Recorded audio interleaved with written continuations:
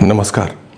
यदि कोई युवक और युवती जो बालिग हो चुके हैं, यानी लड़के की आयु 21 वर्ष और लड़की की आयु 18 वर्ष पूरी हो चुकी है, तो वे आपस में यदि विवाह करना चाहते हैं तो वे विवाह कर सकते हैं।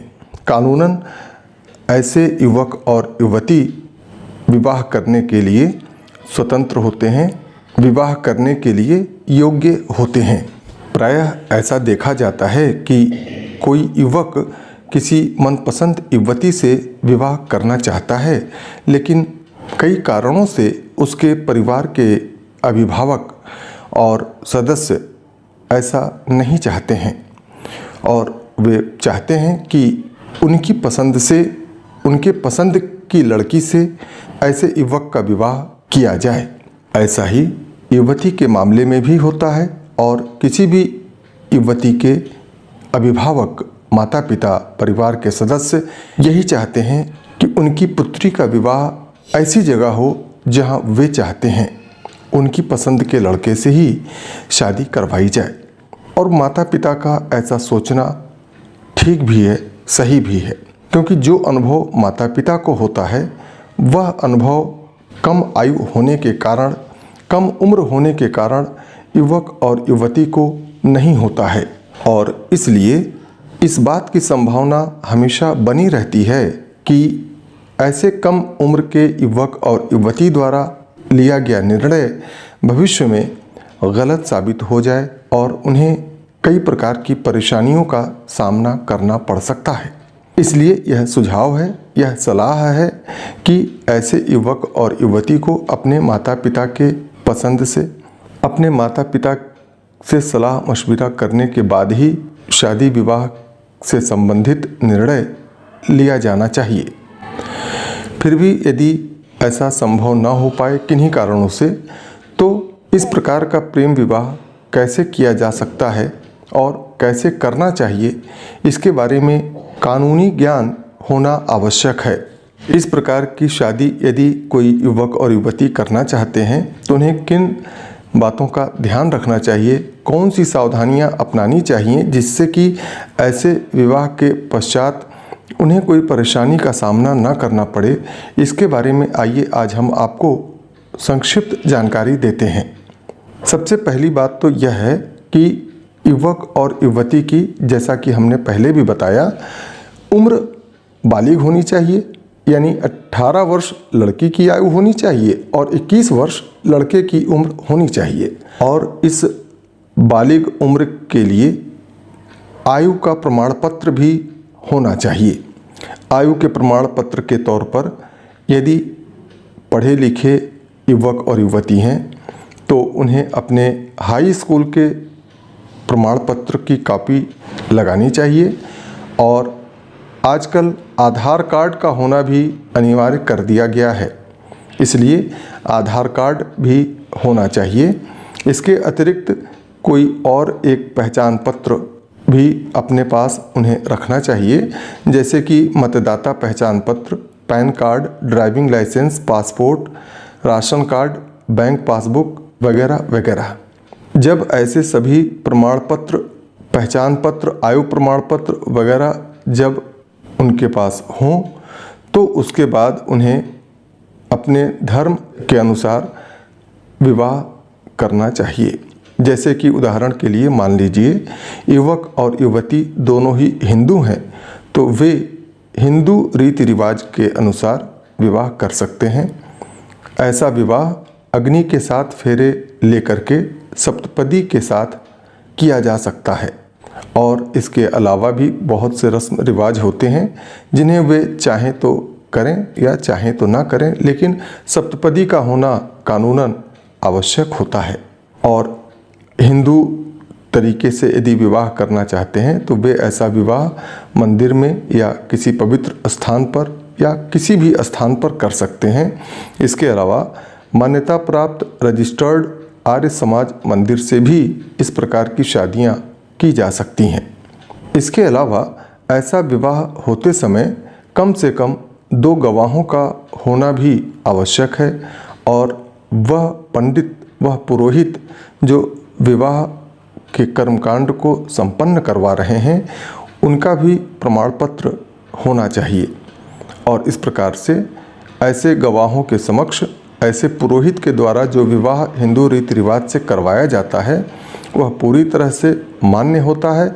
यदि बिना किसी दबाव के, बिना किसी जोर ज़बरदस्ती के ऐसा विवाह स्वेच्छापूर्वक आपस में किया गया है तो इसके लिए माता पिता की सहमति या अनुमति की कोई आवश्यकता कानूनन नहीं होती है, लेकिन नैतिक रूप से ऐसा होना ज़रूरी है।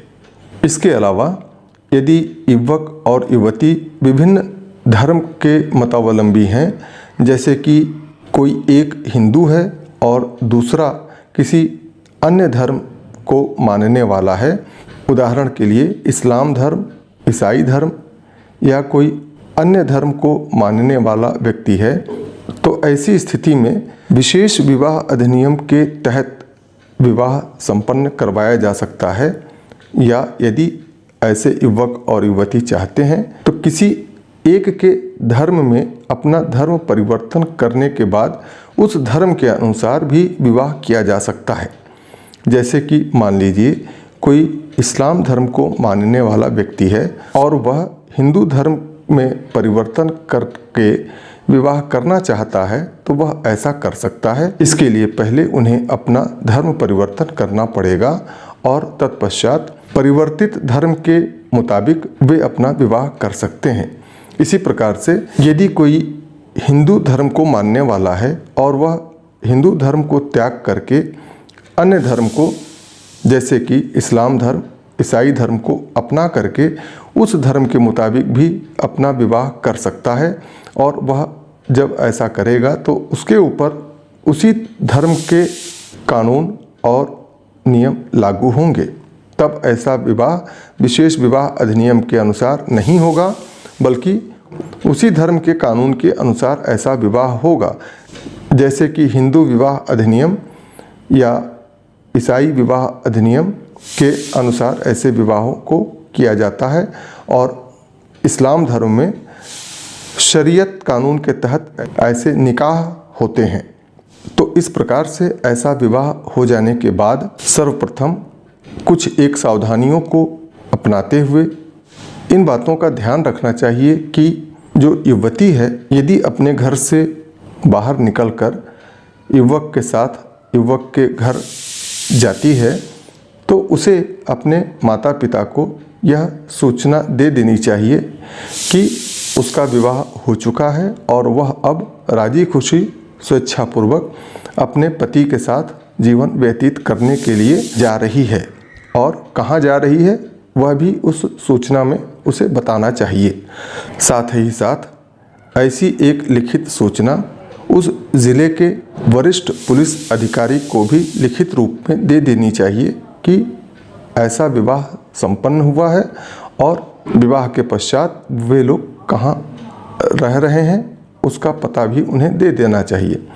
ऐसा इसलिए करना चाहिए कि युवती के घर के लोग परेशान ना हों और उन्हें ऐसा न लगे कि उनकी पुत्री का, उनकी बेटी का किसी भी तरह से कोई अपहरण हो गया है या गुम हो गई है और इसलिए उस युवती के घर वाले उसकी गुमशुदगी की रिपोर्ट थाने में न लिखवाने पाएँ।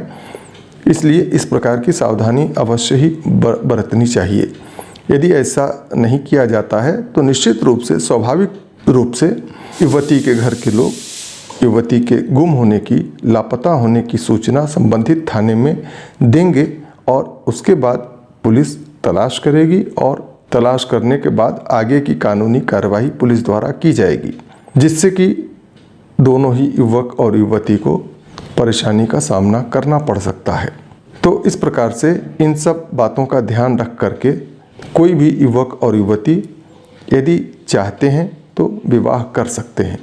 लेकिन एक बार फिर हम आपको यह सलाह देंगे कि माता पिता की अनुमति से ही, माता पिता के अनुभव का लाभ उठाते हुए उनके सलाह से ही कोई कदम इस प्रकार का उठाना चाहिए। अपनी मर्जी से बिना घर वालों की, बिना माता पिता की अनुमति के इस प्रकार का विवाह नहीं करना चाहिए। आगे के वीडियो में हम आपको विवाह संबंधी कानून के बारे में और भी कुछ महत्वपूर्ण जानकारियाँ प्रदान करने वाले हैं। इसके लिए आप हमारे YouTube चैनल को आज ही सब्सक्राइब कर लें और यदि इस वीडियो में दी गई जानकारी आपको उपयोगी लगी हो तो इस वीडियो को लाइक अवश्य करें और विधिक जागरूकता के उद्देश्य से बनाए गए इस वीडियो को ज़्यादा से ज़्यादा शेयर करना ना भूलें। धन्यवाद।